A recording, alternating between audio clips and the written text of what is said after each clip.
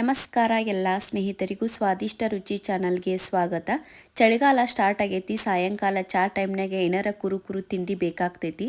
ಮಕ್ಕಳ ಸ್ಕೂಲಿಂದ ಬಂದ ಕೂಡಲೇ ಏನಾರ ಡಿಫ್ರೆಂಟ್ ಮಾಡಿಕೊಡ್ಬೇಕು ಅನಿಸ್ತೈತಿ. ಅವಾಗ ಈ ರೆಸಿಪಿ ಮಾಡಿಕೊಡ್ರಿ, ಮಸ್ತ್ ಭಾಳ ಇಷ್ಟಪಟ್ಟು ತಿಂತಾರೋ. ಇದನ್ನು ಮಾಡೋಕೆ ನಿಮಗೆ ಭಾಳ ಹೊತ್ತು ಹತ್ತಂಗಿಲ್ಲ, ಒಂದು 5 ನಿಮಿಷನಾಗ ಇದನ್ನು ನೀವು ರೆಡಿ ಮಾಡ್ಕೋಬೋದು.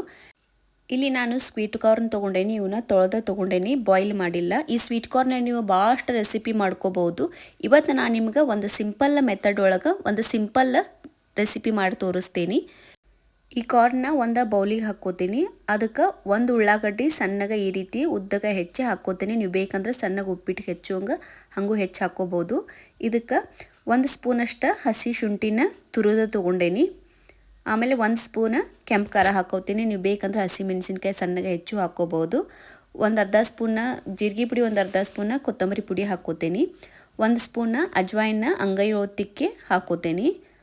ಆಮೇಲೆ ಒಂದು ಅರ್ಧ ಸ್ಪೂನಷ್ಟು ಅರಿಶಿನ ಹಾಕ್ಕೋತೀನಿ. ಆಮೇಲೆ ರುಚಿಗೆ ತಕ್ಕಷ್ಟು ಉಪ್ಪು ಹಾಕ್ಕೊಂಡು ಒಂದು ಸ್ವಲ್ಪ ಹಿಂಗೆ ಹಾಕ್ಕೋತೀನಿ. ಇದನ್ನು ಡ್ರೈ ಮಿಕ್ಸ್ ಮಾಡ್ಕೋತೀನಿ, ಯಾಕಂದರೆ ಉಳ್ಳಾಗಡ್ಡಿನೂ ನೀರು ಬಿಡ್ತಿರ್ತೀವಿ. ನಾವು ಆಲ್ರೆಡಿನೂ ಮೆಕ್ಕೆಜೋಳನ ತೊಳೆದು ತೊಗೊಂಡೇವಿ, ಅದಕ್ಕೆ ಈ ರೀತಿ ಡ್ರೈ ಮಿಕ್ಸ್ ಮಾಡ್ಕೋತೀನಿ.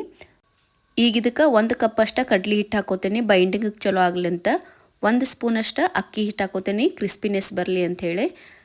ಕಡ್ಲಿ ಹಿಟ್ಟು ಆಮೇಲೆ 1-2 ಸ್ಪೂನ್ ಹಾಕ್ಕೊಂಡೇನಿ. ಟೋಟಲಿ 1 ಕಪ್ ಬರೋಬ್ಬರ ಕಡ್ಲಿ ಹಿಟ್ಟು ಹಾಕ್ಕೊಂಡೇನಿ. ಇದನ್ನ ಡ್ರೈ ಮಿಕ್ಸ್ ಮಾಡ್ಕೊಂಡು ತೊಳೆದು ಹೆಚ್ಚಿದ್ದ ಕೊತ್ತಂಬರಿ ಹಾಕ್ಕೊಂಡು ಮತ್ತೊಮ್ಮೆ ಮಿಕ್ಸ್ ಮಾಡ್ಕೋತೀನಿ.